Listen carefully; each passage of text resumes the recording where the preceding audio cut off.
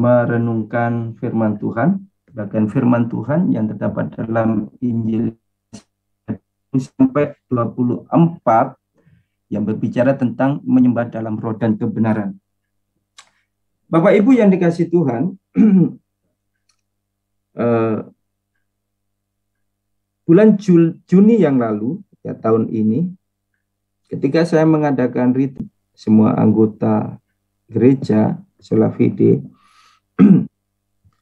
hari Sabtu dan sampai hari Minggu paginya, ketika saya jogging, di situ saya bertemu dengan seseorang peserta. Lalu dia bercakap-cakap dengan saya dan dia bicara seperti ini. Pak, saya ditanyai anak saya, ibu ini memang bergereja tempat kami, tapi anaknya tidak. Lalu anaknya bertanya kepada mamanya, Mah, siapa sih yang pilih pemimpin pujian? Kenapa? Mimpin pujian kok nggak ada Roh Kudusnya? Tentunya Bapak Ibu teman-teman sudah tahu dengan pernyataan seperti ini. Ya. Kenapa pemimpin pujian itu tidak ada Roh Kudusnya? Kan saat menyembah Tuhan itu harus dalam roh dan kebenaran lumah. Dan Bapak Ibu pasti memahami istilah menyembah dalam roh yang dimaksud oleh anak ibu ini. Menyembah dalam roh dan kebenaran. Dan saya paham apa yang ada di dalam pernyataan ya anak ibu ini, karena memang saya saat itu duduk di depan juga kan gitu. Jadi yang dimaksud oleh anak ini menyembah dalam roh itu seperti sebagian kecil dari golongan tertentu yang memberikan pemahaman yang salah kepada jemaatnya bahwa menyembah dalam roh itu ada pelafalan secara tersendiri ya dan memiliki ciri tersendiri dalam ibadah. Dan yang dimaksud oleh anak muda ini, anak ibu yang saya ajak bicara itu adalah kenapa kok nggak ada Roh Kudusnya, kok nggak ada penyembahannya yang berkata la la la la la la la la, kok nggak ada penyembahannya yang berlafalkan apa. Nah, saya teringat dengan masa lalu saya akhirnya. Ya, karena saya mantan yang model kayak gitu-gitu. Tapi saat ini saya sudah bertobat. Karena mata hati saya dan pemahaman saya dicelitkan. Ternyata masih ada sisa-sisa orang-orang seperti itu karena mendapatkan guru yang salah. Nah, kita akan bersama-sama belajar membuka Alkitab kita. Bapak Ibu. Sebelumnya kita berdoa dulu. Mari kita berdoa. Bapa di surga, kami mau belajar firman-Mu, buatlah kami mengerti, berikan pencerahan dalam pikiran hati kami. Di dalam nama Tuhan Yesus kami berdoa. Amin. Oke. Yohanes 4 ayat 19 ya, ayat 20 sampai ayat 24 saya akan bacakan firman Tuhan berbunyi demikian ya. Nenek moyang kami menyembah di atas gunung ini. Tetapi kamu katakan bahwa Yerusalemlah tempat orang menyembah. Kata Yesus kepadanya, percayalah kepadaku, hai perempuan, saatnya akan tiba bahwa kamu akan menyembah Bapa bukan di gunung ini dan bukan juga di Yerusalem. Kamu menyembah apa yang tidak kamu kenal. Kami menyembah apa yang kami kenal. Sebab keselamatan datang dari bangsa Yahudi. Tetapi saatnya akan datang dan sudah tiba sekarang bahwa penyembah-penyembah benar akan menyembah Bapa dalam roh dan kebenaran. Sebab Bapa menghendaki penyembah-penyembah demikian. Allah itu roh, dan barang siapa menyembah dia harus menyembahnya dalam roh dan kebenaran. Saudara-saudara yang dikasihi Tuhan, dari teks ini kita bisa memikirkan beberapa pertanyaan untuk dijawab. Apa sih yang dimaksud dengan menyembah dalam roh dan kebenaran? Apakah menyembah dalam roh dipahami oleh sebagian kecil orang-orang yang tidak memahami teks ini, yang akhirnya memunculkan justru penyelewengan terhadap teks ini dalam praktek ibadahnya? Ataukah punya arti atau definisi yang lain? Lalu yang kedua, apa yang melatar belakangi teks tersebut? Bagaimana cara menyembah Allah, seperti apakah sifat penyembahan Allah yang sejati itu? Nah, saudara-saudara yang dikasihi oleh Tuhan, tadi saya bahwa menyembah dalam roh dipahami oleh sebagian orang itu adalah menggunakan bahasa roh. Nah, hal ini benarkah demikian? Karena sering didengungkan. Dan salah satunya saya dulu seperti itu. Tapi saya sudah bertobat. Kan gitu kan. Jadi kalau pelafalan yang dikatakan dalam tanda kutip bahasa, di mana malaikat nggak ngerti, Tuhan pun nggak ngerti, kan gitu. Ya. Dengan yang katanya bahasa roh. Mengutip ayat yang kita baca tadi. Ya. Begitu banyak. Dan dulu kalau saya mengajarkan itu, dulu ya sebelum saya bertobat tentang hal ini, karena nggak ngerti gitu. Jadi kalau kalian mau dekat dengan Tuhan, maka kalian harus bisa berbahasa roh.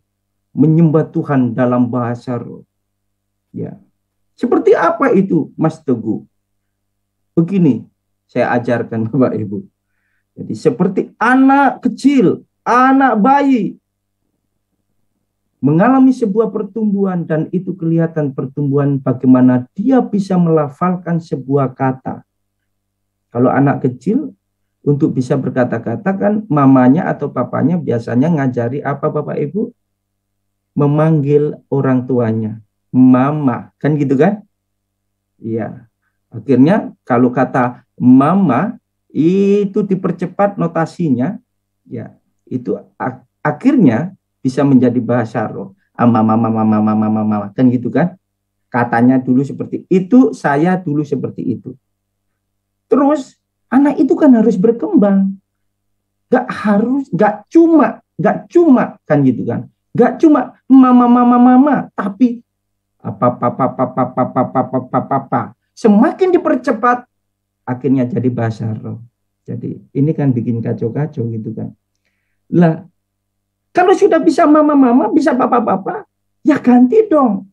Karena namanya pertumbuhan itu semakin nampak gitu kan. Dari bahasa yang dia serap kan gitu. Akhirnya panggil tante gitu kan. Kalau tante diambil ternyata sudah jadi bahasa roh itu. Nah, saudara-saudara yang dikasihi oleh Tuhan Yesus Kristus, kita lihat di sini teks yang kita baca apakah berbicara apa yang dimaksud oleh sebagian kecil orang yang memahami bahwa menyembah Allah dalam roh itu merujuk kepada bahasa roh. Kita lihat di sini latar belakangnya. Di 4 ayat 20a, nenek moyang kami menyembah di atas gunung ini. Tentunya kita tahu semua konteksnya saat itu adalah Tuhan Yesus ketika mengadakan perjalanan, dan di situ dia menjumpai seorang perempuan, ya apa namanya itu, di gunung apa, di sumur Yakub, ya bertemu dengan seorang perempuan Samaria. Lalu diadakan percakapan, ya lambat laun percakapan merujuk kepada apa yang disebut dengan ibadah atau penyembahan. Nah, Dia katakan kepada Tuhan Yesus, nenek moyang kami menyembah di atas gunung ini. Ya. Apa yang dimaksud oleh perempuan tentang gunung ini? Ya. Kalau kita melihat, ada historisnya di sini. Ada nilai teologisnya juga. Yaitu tentang masa lalu. Yang dimaksud oleh perempuan di gunung ini. Nah, gunung apa yang dimaksud oleh perempuan Samaria? Nah, kalau kita mempelajari dalam kitab Kejadian 12, 6-7, pasal 33 ayat 18-20. Di situ ada jejak-jejak rohani orang-orang yang dipilih oleh Tuhan. Ya. Jadi kalau kita memahami ya percakapan Tuhan Yesus dengan perempuan Samaria, kita dibawa kepada sebuah perjalanan ya dulu tentang Israel, di mana pada saat Salomo memerintah,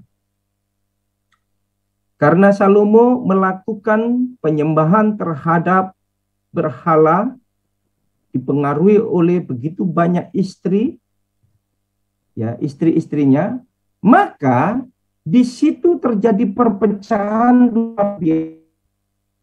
Ya, Israel pecah menjadi yaitu kerajaan utara dengan ibu kota Samaria yang diperintah oleh Raja Yerobeam. Yerobeam ini seorang panglimanya Salomo. Ya. Nah, kerajaan selatan dengan ibu kota Yerusalem yang saat itu dipimpin oleh Rehabeam. Rehabeam ini anaknya Salomo.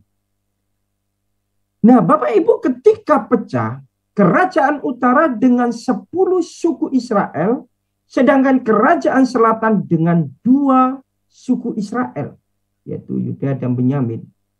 Ya. Nah, ternyata yang namanya pusat penyembahan akhirnya kerajaan utara membangun pusat ibadah sendiri, yaitu di Gunung Gerisim. Ya. Karena ini adalah muatan politik supaya orang-orang atau 10 suku yang ada di kerajaan utara, kalau ada misalnya perayaan-perayaan, biasanya mereka berziarah ke Yerusalem, ke Bait Allah, di situ mereka beribadah. Karena gara-gara pecah, di sini ada muatan politis. Sehingga Yerobeam tidak mengizinkan 10 suku ketika mengadakan acara-acara ibadah pergi ke Yerusalem, pergi ke kerajaan selatan. Nanti takutnya mereka membelot dan mereka bergabung dengan kerajaan selatan. Ini yang menjadi masalah. Akhirnya mereka bersepakat untuk mengklaim.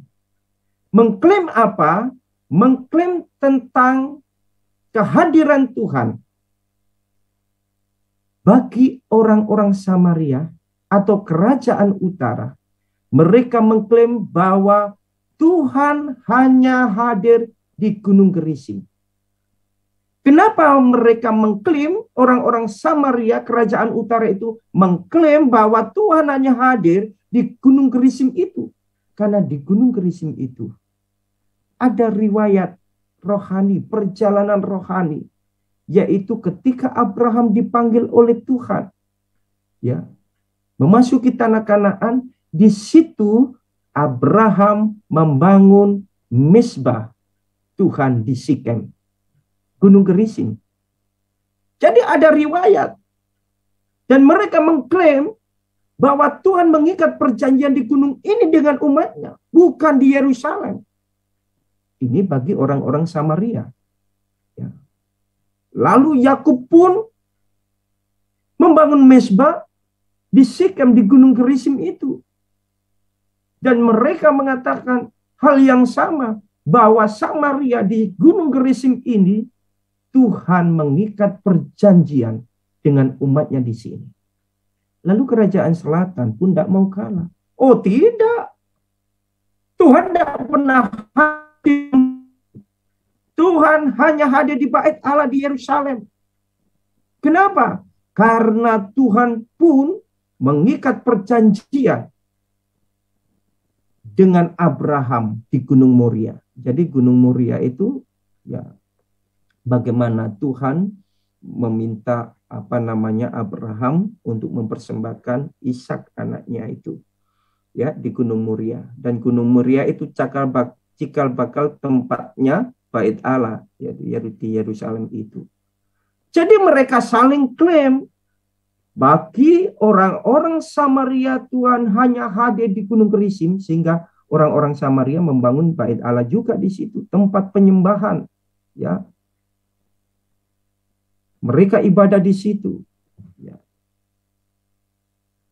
Jadi seperti ini orang-orang Samaria ini melakukan ibadah di Gunung Gerizim sampai sekarang. Jadi kalau sebelah sana itu jadi diapit ya Gunung Gerizim itu. Ada gunung sebelah akhir itu Gunung Ebal. Itu Gunung Ebal itu gunung yang dipakai untuk mengucapkan kutuk, sedangkan Gunung Gerizim dipakai untuk mengucapkan berkat-berkat Tuhan. Nah, sedangkan orang-orang Samaria mengatakan orang-orang yang ada di kerajaan utara selatan mengatakan, oh enggak, Tuhan tidak pernah ada di situ. Tuhan mengikat perjanjiannya di Yerusalem. Sehingga mereka saling klaim Tuhan di sini, Tuhan di situ. Ya. Makanya perempuan ini berkata kepada Tuhan Yesus menjelaskan bahwa nenek moyang kami menyembah di gunung ini. Di gunung ini yang dimaksud oleh perempuan Samaria itu adalah Gunung Gerizim. Karena Allah mengikat dengan umatnya di Gunung Gerizim. Tetapi orang-orang Yerusalem, kerajaan selatan tidak mau kalah. Mengklaim Tuhan hanya hadir di sini. Tuhan hanya ada di tempat ini. Nah, saudara-saudara yang dikasihi Tuhan. Kalau diaplikasikan dalam kehidupan orang Kristen masa kini, ada orang Kristen yang memiliki konsep seperti ini. Baik konsep ya beribadahnya orang Yahudi ya di Yerusalem maupun yang ada di Samaria. Ya. Mereka klaim kalau aku berdoa di tempat itu, aku merasakan hadirat Tuhan. Tapi kalau aku berdoa di rumah, gak enak. Nah ini sudah salah ini. Dia sedang memproduksi Allah berdasarkan konsepnya sendiri. Sama seperti orang Yerusalem dan Samaria. Ya. Lalu ada orang yang berkata seperti ini. Orang Kristen berkata seperti ini. Gereja itu gak ada musiknya, gak enak sama sekali kalau ibadah itu gak ada musiknya, hampa. Lah ini namanya orang-orang yang memiliki konsep yang sama dengan ya perempuan Samaria dan juga orang-orang yang ada di Yerusalem. Kenapa demikian? Karena dia sedang membatasi Tuhan. Ya, membatasi Tuhan. Makanya Tuhan jawab kepada perempuan itu, kata Yesus kepadanya, percayalah kepadaku, hai perempuan, saatnya akan tiba bahwa kamu akan menyembah Bapa bukan di gunung ini dan bukan juga di Yerusalem. Bukan di gunung ini, bukan di Gunung Gerizim, bukan juga di Yerusalem, di Gunung Moria, di bait Allah. Tidak. Jangan membatasi Tuhan dengan tempat. Ya. Jangan membatasi Tuhan dengan ruang. Karena Tuhan Tidak sekecil itu. Ya.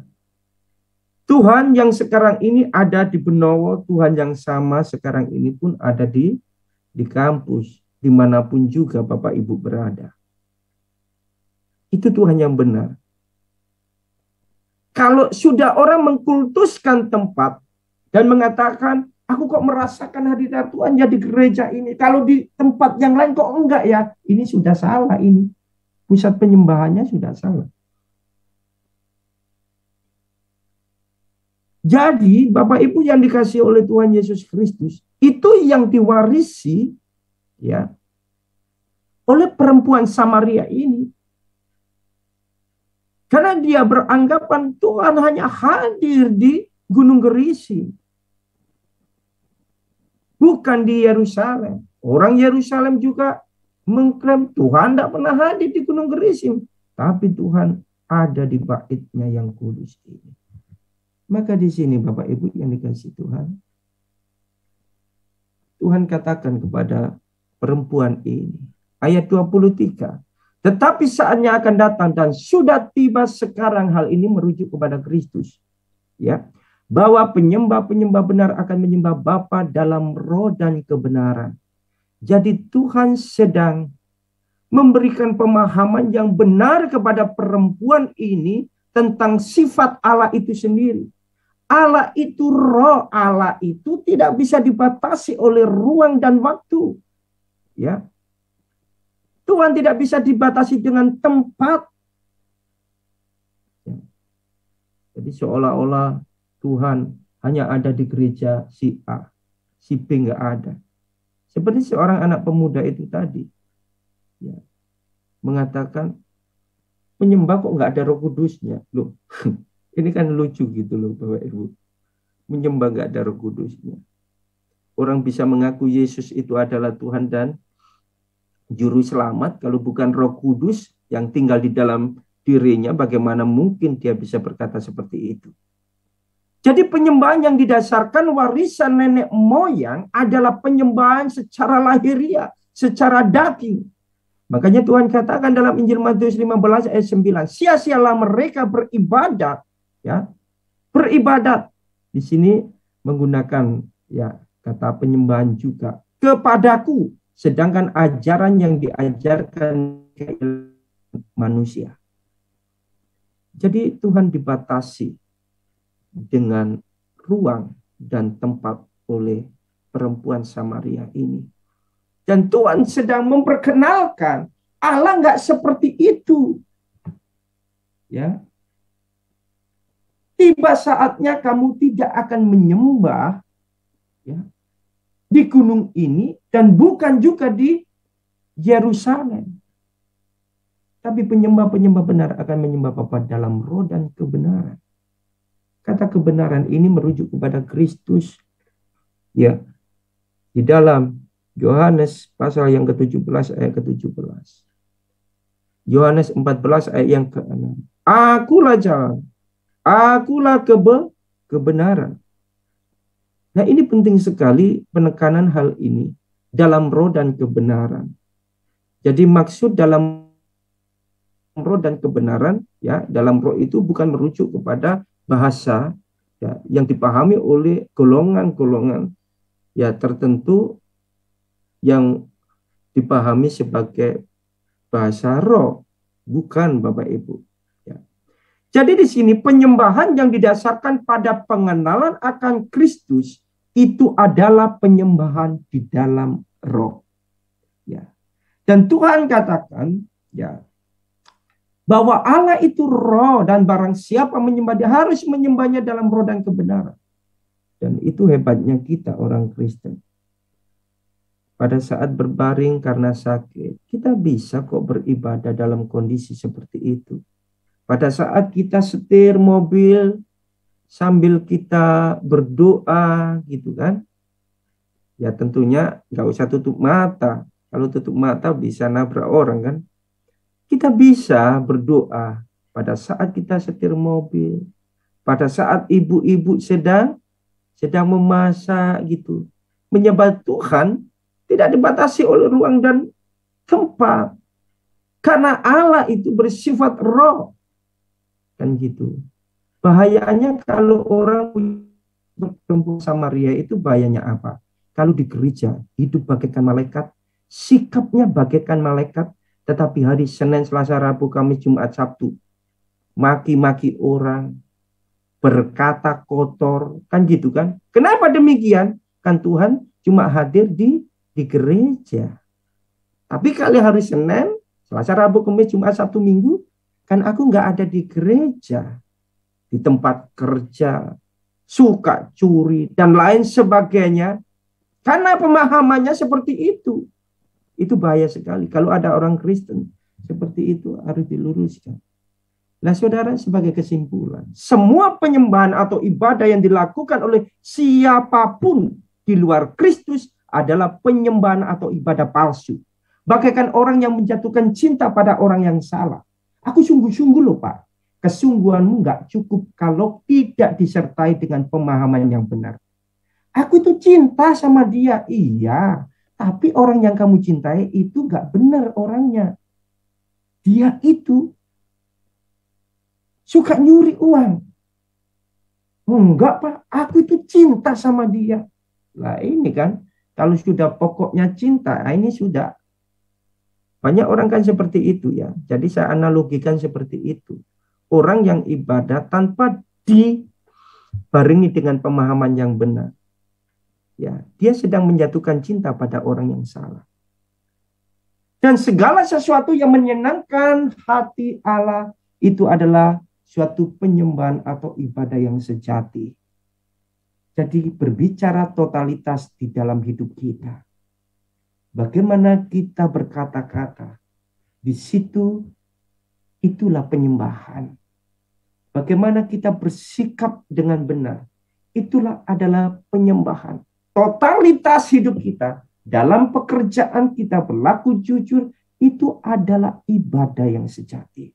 Segala sesuatu yang menyenangkan hati Allah, itu adalah penyembahan.